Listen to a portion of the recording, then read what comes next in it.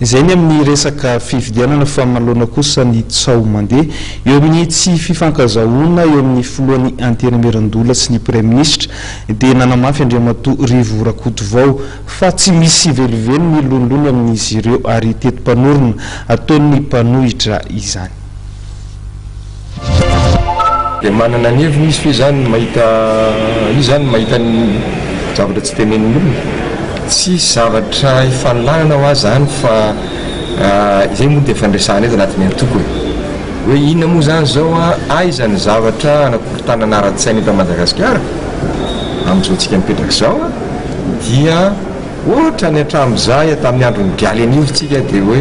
zarazarao ireo anjakantsika ampidirin'ny virus ny aba zay ny zazana dia gaga ihany tsy mbola nanhevitra tamin'izany fa ny tsy zakan'ny olona dia tsotra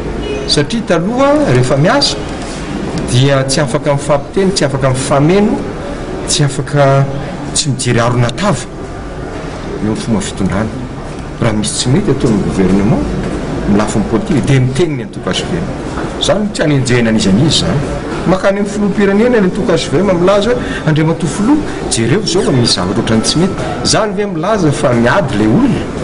zany ngamba anisan'ny fomba fanaovana politika fijerinay azy na fikorosofanany ty firenena ity satria tsy mba afaka azadiny le fahendren'ny malagasy ny tena namana dia tsy mijery arona tava ka raha misy zavatra mitranga ve mety tsy tsikaritra ny gouvernement inona ary no ataon'ireo sénateur inona ny ataony antoko politika misy hoe antoko politika manohatra izy dia zay tsy mety rehetra ny tenenina izahay sady manoteny zay vita teny zay tsara vita fa afaka miteny ihany koa zay izy